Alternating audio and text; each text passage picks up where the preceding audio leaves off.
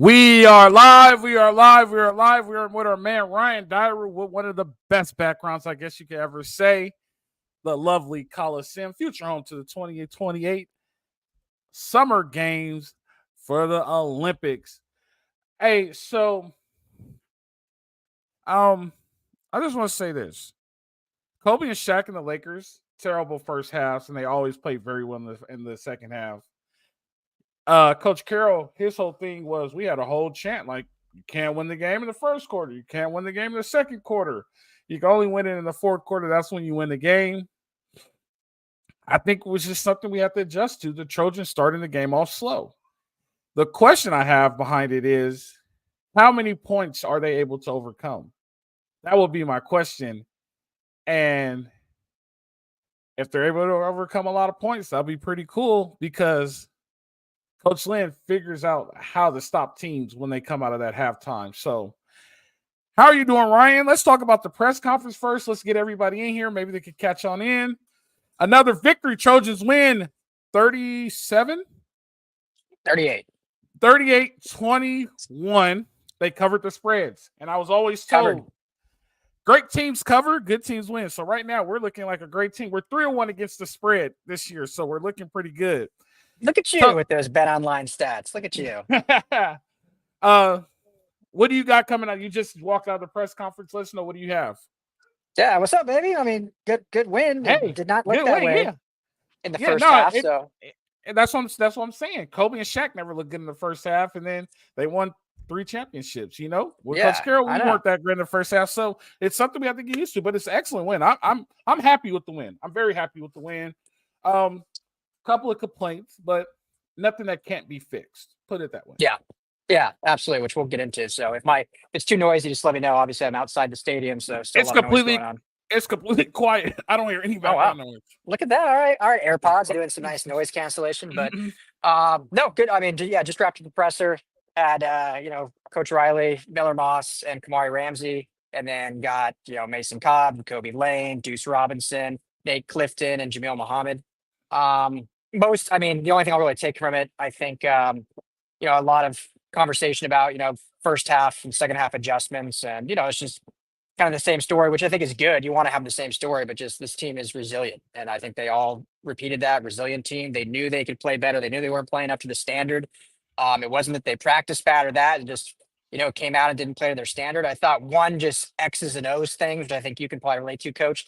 And, Dan Lynn wasn't in the press conference, but Coach Riley talked about this, how, no excuse for blown plays, no excuse for missed tackles. But, these are all pretty much brand new coordinators that SC is playing. And so, as a coordinator and Dan Lynn preparing for a game, sometimes you need to have a little bit of actual plays against your guys to then make those adjustments and see what you're doing, just because it's not like they're playing Oregon for the 10th time in a back-to-back seasons or whatever. So, take that for what you want. But yeah, I just think it's a resilient group. They've shined bright when they need to. There's no quit in this team. There's obviously a lot of fight, which is the important thing. Now they got to get this first half stuff fixed, because I don't think Wisconsin's a bad team, but they're obviously not the cream of the crop. And for instance, in 2 weeks when they play Penn State, you fall down to Penn State. Penn State's got probably a much better defense to make things tough. So, got to see some improvement there. But we've seen this team so far is definitely a second half team, which is good. They finish games. Obviously didn't last week, but overall they finished games in that second half, which they didn't do last year. So I'm gonna get a little educated here. I'm gonna get a little educated, and the reason why I'm gonna get into sports psychology. Do you think because all spring and all camp they were probably just ingrained in their mind that they need to finish games? They need to finish games. They need to finish games because they were told that they don't finish. Like last year, they never finished any games. Like every game came down the wire. They started off really, really fast, and then all of a sudden, now they can't finish any game now, and they weren't able to finish games. Now they're starting off really slow, but then they're coming out at halftime. It's like this is a completely different team. I think, I can't say my professional opinion, but I did take 2 sports psychology classes, and I think. You can say professional. That counts. Okay. In my professional opinion, I think it was ingrained in them, and they're taught that as long as they finish, then they have succeeded because they don't want to be in a situation to where they didn't finish and they didn't lose. And we even saw that last week with Michigan. They finished. They played down to the very end. They finished. And I think that is a reason why they're starting off a little bit slower because they know we could finish. Like I said in the beginning, the question now becomes how much can they overcome before it gets too far out of hand? And even though they finished the game, they are unable to come back. That's the question. And I don't want to find that out. You know what I mean? Like their start, if they a bad first quarter, that's good. Their start needs to be in the second quarter. They need to start in the second quarter and finish through the fourth quarter. Right? We could live through the first 15 minutes, but those last 45 minutes, we gotta be able to get something going because we don't want to have to overcome a 35-point deficit, which would be great. You know what I mean? It'll be one of the best games ever, but we have to figure out how to do that. You know? Yeah. And I don't know if I haven't seen anything to pinpoint why the slow starts. Today's game in the first half, the offense was moving the ball. They were beating up themselves, right? With the turnovers, they had the 2 turnovers. Obviously, the muffed punt was another, but that wasn't on the offense. But then penalties in critical situations. So it's like they were actually moving the ball and like playing fairly efficient. I mean, they almost had 2 times the time of possession that Wisconsin did. They had almost double the plays. They had more yards. Like every statistical category, they were actually leading in the first half, except for the scoreboard. And obviously, a lot of that attributes to 3 turnovers. You have 3 turnovers in the first half. If you're somehow winning, then you're playing a pretty awful team. So credit to Wisconsin, they capitalized on those mistakes. Yeah, I think if you just got to, I don't know if it's one thing, you just got to play clean football. And because I think we've seen this team is going to take some time to get going, to make those adjustments, to kind of get in their rhythm. And I don't think that's actually a bad thing, but you just can't make critical mistakes early that then put you behind the 8 ball and force you to play miraculous, perfect football in the second half. Because, what if you have a turnover in the second half or one misplay in the second half? You want to be able to have, something to fall back on that you're not down every single time. So, I think they'll get it corrected. It was a hell of a second half. I mean, 28-0, 81 total yards Wisconsin gained in that second half. They kept him, I think 103 total rushing yards after giving up, 280 last week. So this is a good huge stat too. KB17 pointed that out, keeping teams under 30 points. That's pretty good. Under 30. And in reality, I mean, again, this is back-to-back weeks. The defense, gives up 20, whatever. It was 21 today. What was it? 27 last week. But one of those touchdowns you can kind of attribute to the offense or special teams. Technically, the defense gave up the 19-yard run, but it was the muffed punt that set Wisconsin up in plus territory. So, yeah, I mean, we'll get into it more, but I mean, just a hell of a second half. I mean, the adjustments they made, the resiliency, and I mean, we talk about playmakers. Jacoby Lane coming out party. Deuce Robinson looked great. Because I mean, there were guys down in this game. Obviously, missing Mekhi Lemon. We know obviously about Bear Alexander. His redshirt decision. But other guys were banged up as Nate well. Clifton. And guys stepped up. Nate Clifton looked good. What'd you think of him? Hey, he look good? Hey, I was just on Jay's show. I said, Jay, who's number 99? And he was like, He said, G-Day. And I was like, no, that wasn't him. I heard the name. Today's 97. Yeah. Yeah. He was like, oh no, that's Nate Clifton. I said, that dude's good. That dude is good. That dude has a get off. So Nate, not to cut you off, Nate Clifton. He's a really, really good dude. He obviously transferred from Vanderbilt. He was in the press conference. And him and Gavin Meyer are the 2 like vets on this defensive line. It's a young room with them too, the 2 transfer guys. And he said, I thought he said something I liked. He basically said, both Gav and I, we didn't come from winning programs, but we know what it takes to win. And so we're trying to instill in these young guys kind of that culture and kind of be the leaders as the old statesmen, if you will. And they're showing that. I mean, they weren't 5-star guys coming over. I mean, he's from Vanderbilt, Gavin Meyer's from Wyoming, but they battle, they stick, they do their jobs. And yeah. And I mean, Nate Clifton looks like he's about 40. I mean, he's a man amongst boys. What year is Nate Clifton? He's for sure a senior. I don't know if he's a redshirt senior, so final year of eligibility, or he has one more, but he's definitely a senior. If he has one more, I hope he comes back for one more year because I think he has a chance to get drafted really high if he keeps playing the way he played today. That dude played great. that dude is like a secret weapon. Yeah. You And know they're what I just going mean? to get better. I think they're just going Did, to get better, which is did he exciting. play in Michigan? Yeah. Yeah. Yeah. He's like out of what during the Bear live show, we were talking reps. He's usually the leading rep getter. It's him and Gavin Meyer, the two. They're technically the two starters on the D line in the interior with So so with Kobe Pepe as well. yeah, so that'd be pretty good. Like if Gavin Meyer has a day, and or one day Nate Clifton has a day. Like so, if Nate Clifton is average and Gavin Meyer has a great day, or if Gavin Meyer has an average day and Nate Clifton has a good day, that's perfect. Like, and we spoke about Gavin Meyer before, so I mean, definitely like that. That's legit. The thing that I like though, Ryan, a lot of teams are trying to establish this. We're going to pound the ball down your throat, and we are like legit not letting them do that. Right? The numbers, you got to be reasonable. I think they ran the ball almost 30 times today, if I'm not mistaken. Wisconsin. Yeah, Yeah, 25 rushes for 106 yards. I'll take that every day of the week, and I'll take 100%. it twice on Sunday. Like they ran the ball 26 times. Teams don't do that anymore.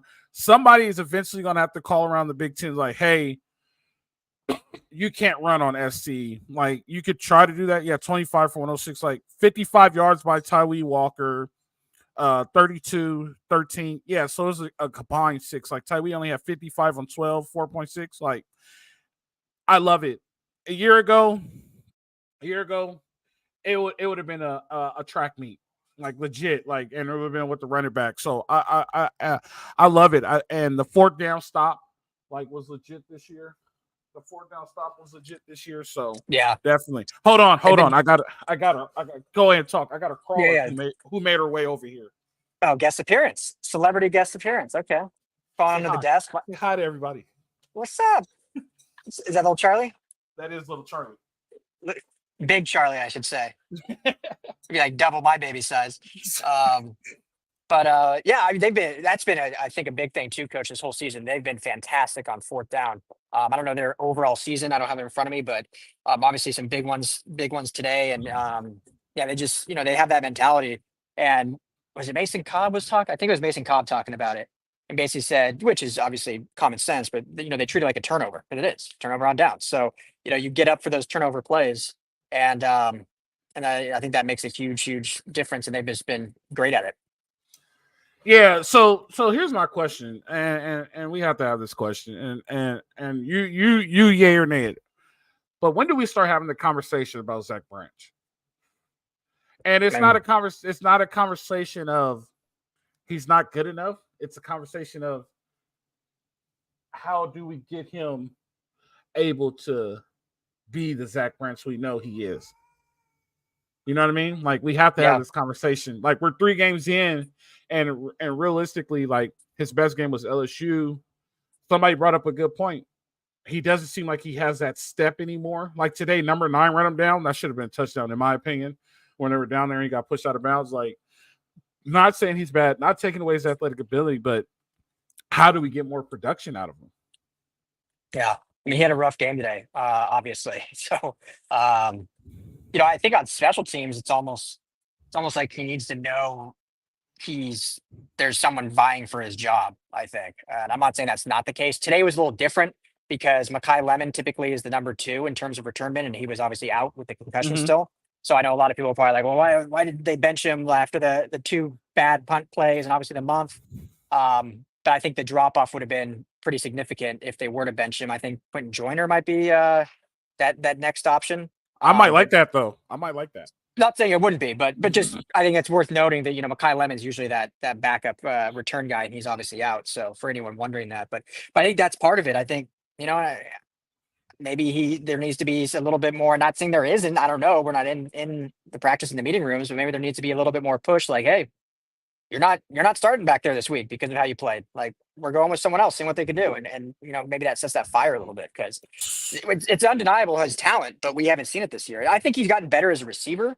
After what I did like, coach, is after that muff on it may have been the very next play. That's when they hit him on that 40-yard crosser over the middle on the offense. So sometimes some people want to say take him out, get rid of him, he's playing terrible. Whereas there's another way to do it. It's like, okay, pepper him back, get his confidence back, and bring him back in the game, which obviously is the route they did. But it's definitely a conversation because he hasn't been at least the return specialist that we saw last year. Yeah, and I would say that's because they're not kicking to him anymore. So that one is I'll give them Yeah, that. They're not yeah, kicking him. yeah. Go And ahead. I think on that one he was just so we had the first punt, which I don't know how it looked on TV. I played punt return, not very good, but I did. I was a punt returner. That first one was a line drive that I don't think was it ended up getting down to the one. Yeah. I think a It lot of it didn't even people. show up. It didn't even show up on camera. It legit showed up when it bounced like at the 4 yard line. Gotcha.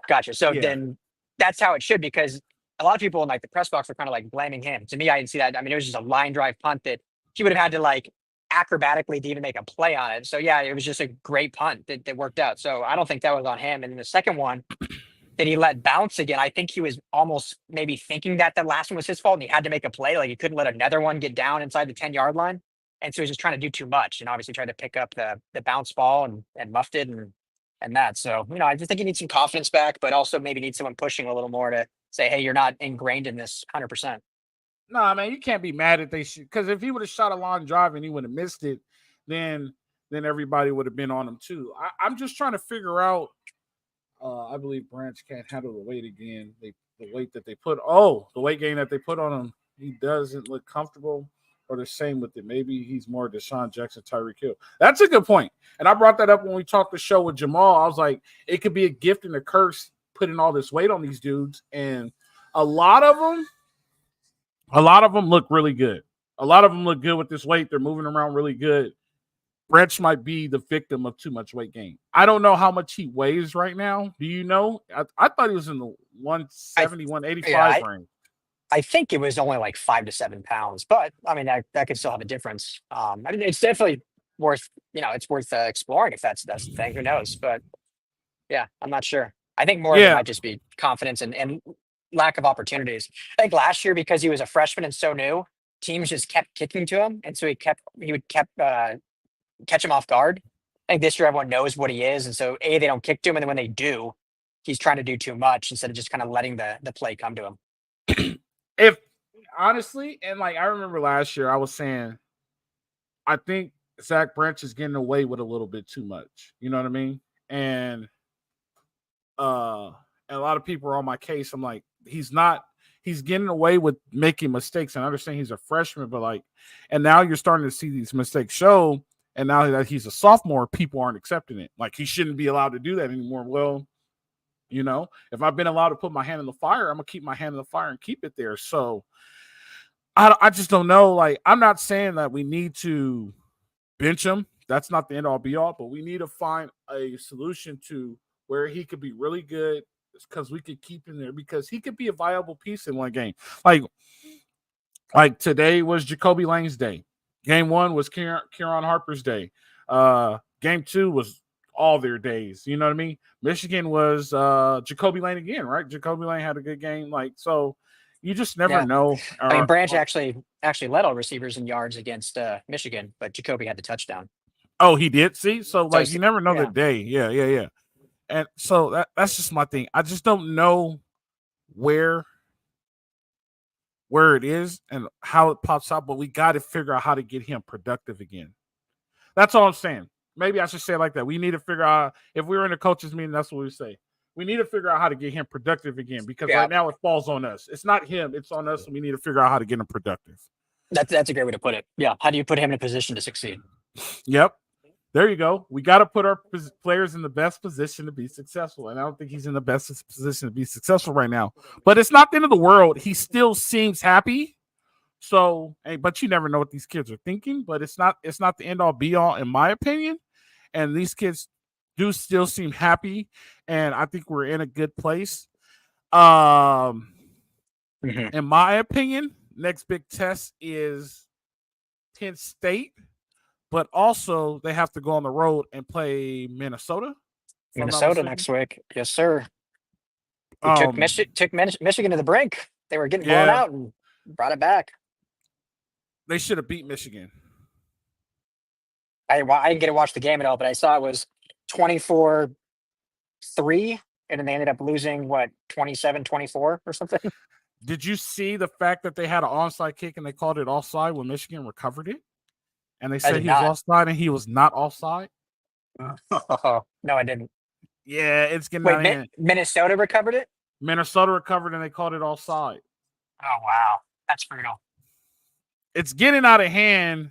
And I posted something. I don't know about this Big Ten move, bro. I'm not happy with this Big Ten move. I prefer to go to the Big 12. Like, I posted something on the LAFB Twitter, like a legit block in the back. It was clear, hands on the numbers on the other side of the line of scrimmage and right in front of the head linesman. Yeah. Didn't say anything. Didn't throw the flag. Nothing. Dude broke out for 7 yards. I'm like, this is insane. They called in the fourth quarter. The first offensive holding on a USC opponent was in the fourth quarter, but it was on that third down. So USC declined it because then it forced a fourth down and forced a punt. So still no accepted offensive holdings yet in their first 2 Big Ten games, which is, take it for what it is. It is what it is. John Moreno says we need to ton the ball more. I'm assuming he says run. I don't know how much more we can run the ball. So they actually ran the ball 37 times. There you go. Thank you, Ryan. I was looking up right now. What was the total? Now, 37 rush attempts. No, yardage. Oh, 161 yards. 161. So I think to John's point, there were moments in the game where maybe they got a little too pass centric, but I know, and I think probably 6 of those runs came on that last drive, but still they ran the ball basically 30 times in totality of the game. And in a Lincoln Riley offense, that's what you're going to get. I don't think anyone can be asking for more than that. So everyone's got to understand too, like this is what the offense is. They want to run the ball. We've talked about that a lot, but you're not going to be a 45 run team. I mean, if you get 25, 30 runs a game, that's the sweet spot. You're looking pretty good. Did you see when I text you and I said, here they go with that shit again. We just got that stop and he did the exact same thing for Michigan. The exact same thing on that drive for Michigan. I don't know if we just got the stop or it was we scored and then got a stop, got the ball back, and people were talking the press. I don't know. I didn't have as big of a problem with it because it was basically that screen pass, which as we've said, Riley views that as an extension of the run game, whether you like it, hate it, whatever. That's considered a run play for them. Screen pass that Joyner dropped. Then they did run one up the middle, and then it was 3rd and 9, and they went for a first down and did the passing play. So I'm not saying it was great. I don't think it was as egregious as it seemed just because they weren't able to execute it. And there were still 7 minutes left. You're up 10. So I don't know. Maybe I'm being too nice, but because they ended up winning. If it cost them, obviously, maybe we have a different conversation. But I don't know. I just don't think it was because they did get a run in there. If Joyner doesn't drop the screen, those are 2 plays. At least you're running the clock. And then they went for the first down. You're not going to run on 3rd and 9 unless you're just literally just saying you're going to run the clock. Did we get a Callan Cowherd appearance in the press box for this game? I didn't see him today. No. I'm sure he'll make an appearance for the Penn State game, but didn't see him today. Is he in the press box? No, he literally comes as a celebrity and just walks around, says hi to people, and then goes to his suite. He's never there working. He's not a celebrity though. He is in the media world. Oh, really? Oh yeah, in the media world, he's one of the top dogs. So he'll do it. I've seen him twice. I think he'll walk in, do some daps to everyone, say what up, and then goes to his suite probably. Yeah. So what did that just say? Let's say Bama's dominating Georgia. It's 21-0. Georgia has to turn the sticks over. Dang. All right. I knew. Let's see. Coach, do you think Virginia State caught the ball last night against Virginia Tech? I thought it was a clear catch. It was a catch. That was kind of bad too. Did you see that play? Yeah. End zone? It was a catch. It's 28-0 now. 28-0. How far does Georgia fall? Did they get that SEC love and just fall to 5 because Alabama's good? Or Ole Miss lost today too, though. Ole Miss lost, yeah. So SC realistically could be top 10. Even I don't want Wisconsin wasn't ranked. I'm not saying they should. I'm just saying they could. They were 13, right? Yeah, they definitely could. Let me pull the rankings up real fast. They I don't probably think they will. They'll probably move to like 11 or 10. I bet. they're gonna put them at 11. I don't know what it is. I don't know what it is. Maybe somebody could tell us why doesn't anyone like SC? You know what I mean? Like because look, this is It's why the it hate us doesn't. because you hate us thing. I It's got you, but LA. this is why it doesn't make sense to me because it doesn't make sense to me because they love Oregon. You know what I mean? Like they legit love Oregon. Oregon can't do no wrong in their eyes, but they It's I don't all know. to me, and I didn't go to SC, so maybe you could speak more. But to me, it's all about region. Like Eugene, Oregon, is a small college town. Cool, they have Nike owner, but it's a tiny LA. No one, if you're not in LA, no one likes LA. I got you. You We don't. got a If you don't call. live in LA, everyone's beat LA. Oh yeah, we got a caller. We got a caller. Brian, Hey, what's up, what's man? going I was on, Coach? yeah, just talking to you with Jay. How's it going, man? Yeah, everything's going well. Yeah, for some reason, everybody that lives on this side, of the United States, especially in the South, don't like SC. I'm in the South. I live in the state of Alabama, so I catch it on all ends from all angles. They really couldn't stand that Pete Carroll era. I will say this though, SC has never ducked anybody. And I think for some reason, for the most part, we get some respect for that, but they don't think that football is played out on the West Coast. So that's why we get the hate we got. We get period. But I don't I don't I don't understand go how they ahead. say that because we went to Auburn, beat them in Auburn. Right, We beat them in right, Arkansas. Like I don't right, understand why they say that. right. But and they've been bleeding, Cali dry for the longest. But that game last night, Tech and Miami, I caught the tail end of it. V Tech got cheated in that game. They got cheated. I watched that, and that kid caught the ball.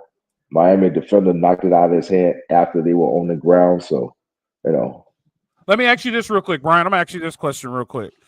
yeah. Here's who do you think got cheated worse? Do you think Virginia Tech got cheated worse, or do you think Minnesota got cheated worse? I didn't That was catch that. terrible grammar. I saw That the was terrible replay, grammar, by the way. but if you remember on the last live that Jay had, I said you remember me saying that for some reason they don't want Michigan to get that second loss. You Yeah. know when I said that, Sure Hmm. feels like I that. said, yeah, I said that they don't for some reason. How you end up with 8 home games? How that work out? So I also made a post on Twitter saying that if we won't get this type of treatment in the Big Ten, we might as well pack up and go back to the Pac-12. At least we know how bad those refs are in the Pac-12.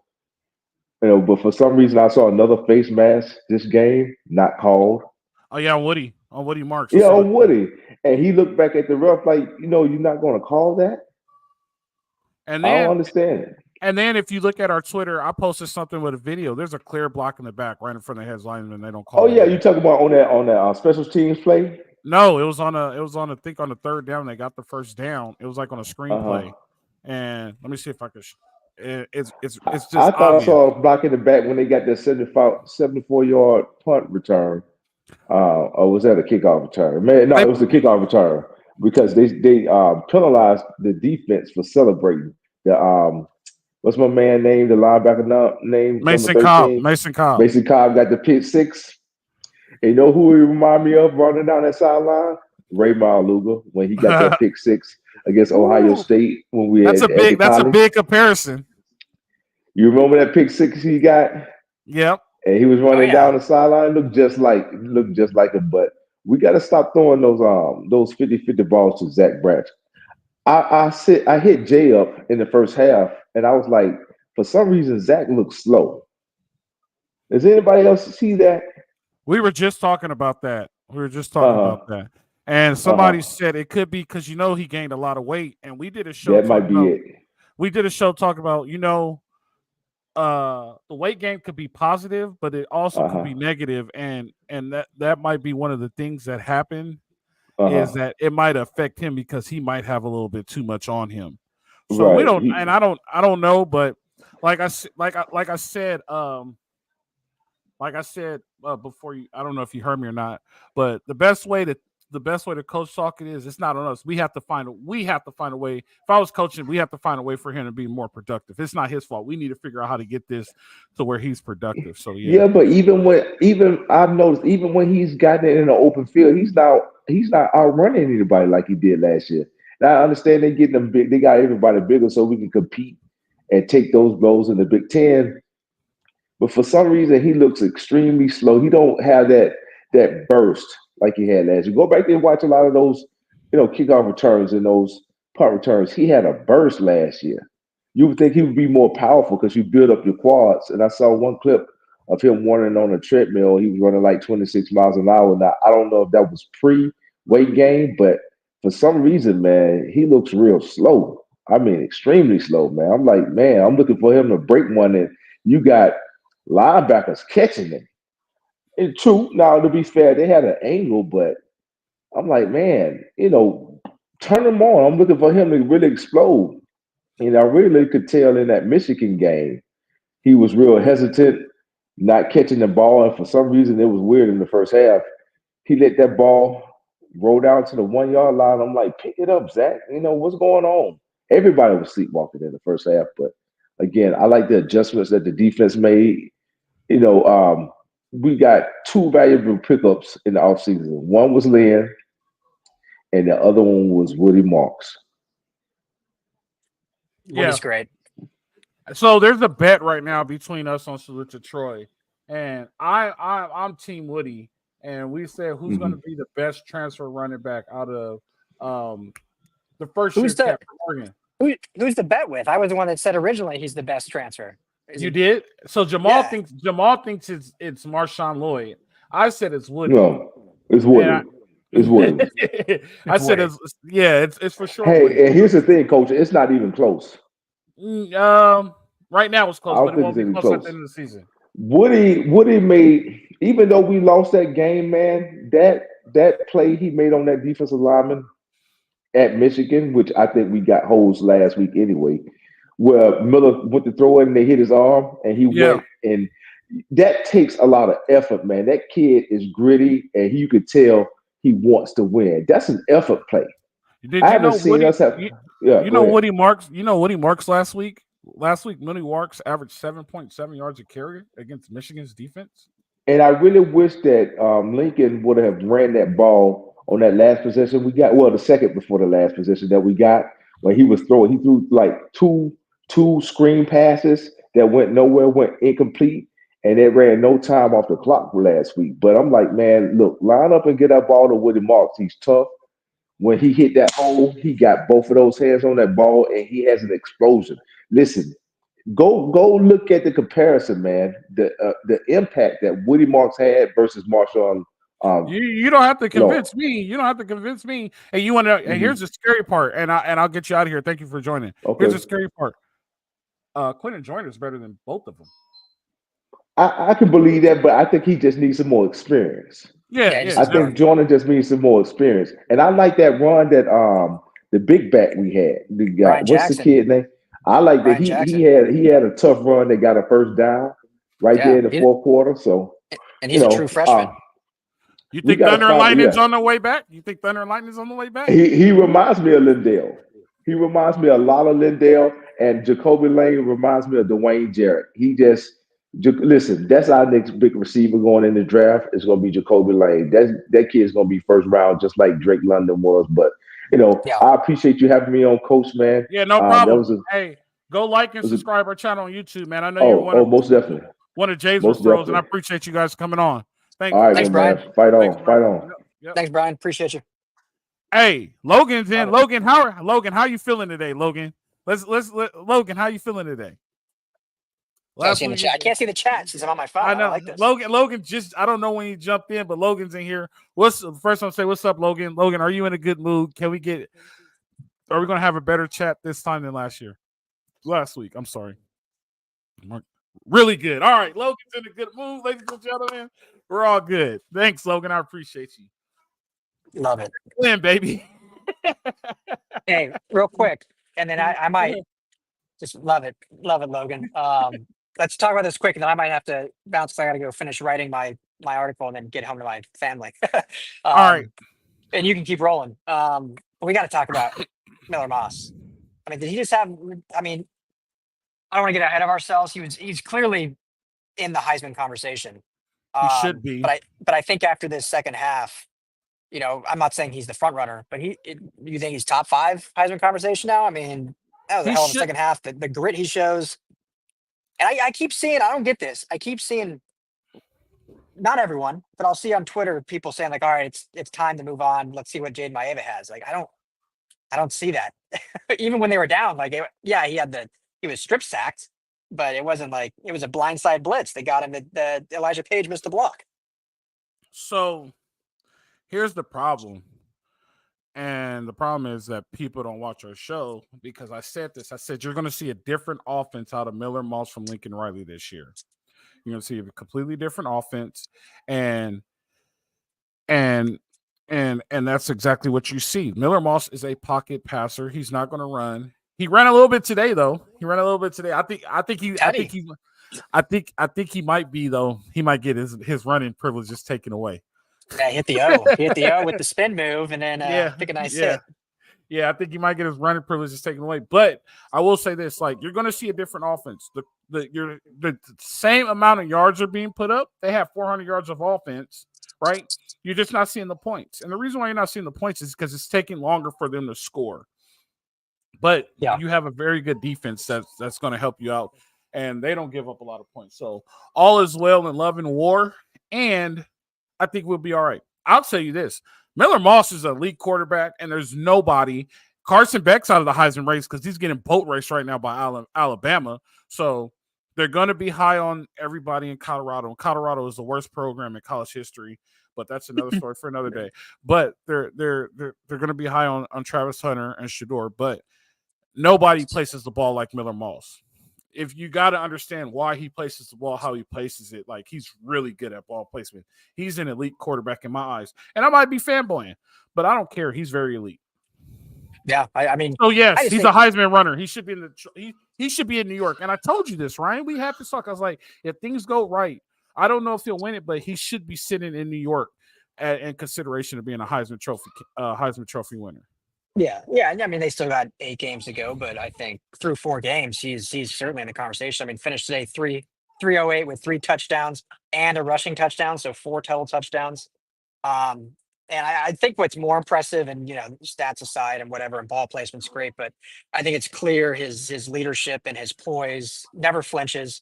I mean, how many quarterbacks going down 21-10 come out and put on that second half that he did? And obviously it takes a whole team and the defense, what we talked about, but I just think he's shown so much his grit and poise, which is, I think, really, really impressive. No, 100%. Logan thinks we need to win 9 games to show improvement. Logan, I'm gonna disagree with you on this. A lot of recruits here today. Yeah. Well, they're all those dudes. Hey, Ryan, Ryan, look at them. These dudes are gonna be back at the house in about 5 to 15 minutes, right? At the hotel. They have the whole night. We're going to get, I guarantee it. Guarantee 4 commitments after tonight. They're going to have the whole night in Hollywood. 4 commitments, guaranteed. We'll see. A lot of commits were already committed. Like Julian Lewis was here. Okay. But yeah, there definitely some flip candidates that were here.